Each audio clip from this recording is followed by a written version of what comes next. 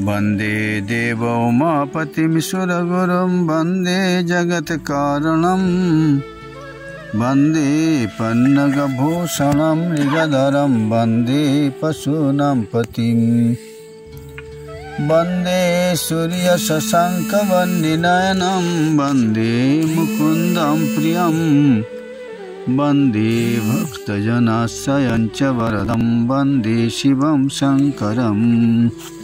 ओम श्री परमात्मने नमः।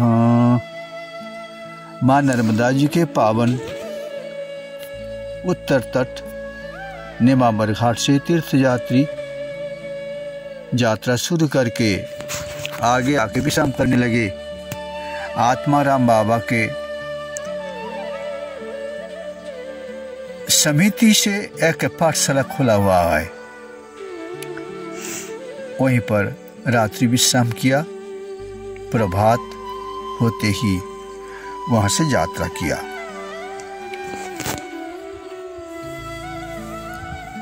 कुंड नाम के एक गांव है।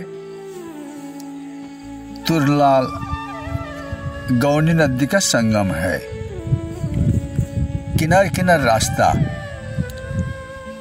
रेती का खदान, बहुत भीड़। किनारे से फिर ऊपर चढ़ना पड़ा। ऊपर से करंद माफी बिजल गांव दोपहर के समय छिपानेर आके पहुंचे। छिपानेर में एक भक्तों के घर विश्राम किया। विश्राम करके चले चौसा खेड़ी, ढोलपुरा, बाला गांव, मड़ी गांव में आके माँ नर्मदा जी के उत्तर तट रात्रि विश्राम किया। इस गांव में एक शिव जी के मंदिर हैं, जिनके नाम है हंसेश्वर महादेव। प्रजापिता ब्रह्मा जी के वाहन थे हंस। उन्हें कुछ गलती किया था। गलती करने से प्रजापिता ब्रह्मा जी ने उनको कहा, हे हंस, तुम्हारा जो गलती हो गया है उसको स्खलन करने के लिए तुमको मर्त भूमि में जाकर नर्मदा जी के उत्तर तट मड़ी नाम के गांव के पास समीप तुम तपस्या करो। वही हंसेश्वर महादेव अपने नाम से शिव जी का प्रतिष्ठा करके वहीं पर तपस्या किया। अपनी गलती का स्खलन कर लिया। फिर मड़ी से यात्रा किया। सामने गए नीलकंठेश्वर महादेव। दूसरे गांव आ पहुंचे। किनारे किनारे रास्ता। कौशल्या नाम की एक नदी है। कौशल्या और नर्मदा माई के संगम, उसी संगम स्थल पर नीलकंठेश्वर महादेव। नीलकंठेश्वर महादेव से यात्रा करके बाबरी गांव पर आ पहुंचे। बाबरी गांव से आगे चलकर रेव गांव में रात्रि विश्राम किया। मां नर्मदा जी के बिल्कुल किनारे अन्न क्षेत्र है चित्रकूट। मां नर्मदा परिक्रमा अन्न क्षेत्र और विश्राम के स्थान है रे गांव में। प्रभात समय वहीं से यात्रा किया। आके आवली घाट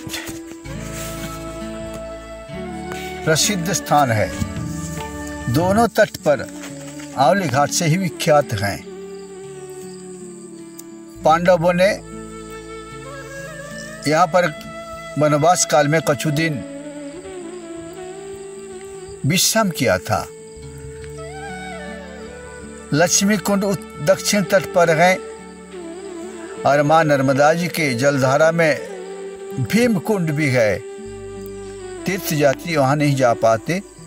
उत्तर तट होके आगे बढ़ते गए। किनारे साधु संतों का आश्रम भी है। बड़े बड़े कोहों का झाड़ भी लगा हुआ है। आंवले घाट पार करके आ पहुंचे गांजित गांव में। गांजित गांव के समीप है माँ नर्मदा जी के उत्तर तट पर बड़ा भारी पत्थरों का चट्टान, चिकनी पत्थर सारे पड़े हुए हैं और दक्षिण तट पर है नानपा घाट। वहीं पर दोपहर में विश्राम किया। उत्तर तट नानपा गांव में से आकर उत्तर तट में भंडारा, कन्या भोजन, नर नारायण सेवा और नानपा गांव से ये तीर्थ यात्री लोग निकले हुए थे। जगदानंद क्रिया जो कुटी के साधु संत भी ये तीर्थ यात्रा में शामिल है। उस पार से ब्रह्मचारी लोग आ गए थे मिलने के लिए। गांव में से भक्त लोग आ गए थे। दोपहर को यहाँ पर सेवा, भोजन, प्रसादी सारे समापन करके आगे बढ़े। किनार किनार रास्ता, किनारे आगे चल के पथोड़ा घाट में गांव के भीतर श्री राम जी की मंदिर है और माई के किनारे शिव जी की मंदिर है। एक साधु निवास कर रहे हैं। अब की साल बाढ़ की प्रभाव माई के किनारे इतनी प्रभावित कर दी, झाड़ पेड़ किनारा खिसके हुए चलना मुश्किल है। अब रात्रि विश्राम करके तीर्थ यात्री आगे चले।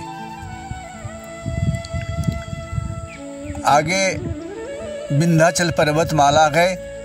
विंध्याचल के तलहट्टी से ही जो रास्ता गए होशंगाबाद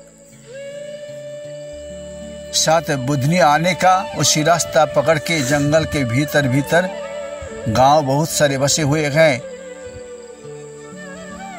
ऊंचा खेड़ा रास्ता के बाजू में टट्टम्बरी बाबा नाम के एक महात्मा जी रहते हैं, उनके आश्रम गए। वहीं पर आगे बढ़े, पांडा डोब नाम के गांव मिल जाता गए। फिर आप पहुंचते बुधनी गांव में, जहां पर रेलवे लाइन भी है, बस लाइन भी है इस पार उस पार जाने का। उस पार होशंगाबाद, दक्षिण तट, उत्तर तट बुधनी गांव में रात्रि विश्राम किया। फिर प्रभात समय वहां से यात्रा किया। यात्रा करके जंगल मार्ग पकड़ा। हाईवे के ऊपर से आ पहुंचे बांद्राभान दोनों तरफ ताबा नदी का संगम है। दक्षिण तट पर, उत्तर तट पर विंध्याचल पर्वतमाला नर्मदा जी के सटे हुए हैं। पक्का घाट है, साधु संतों का निवास है।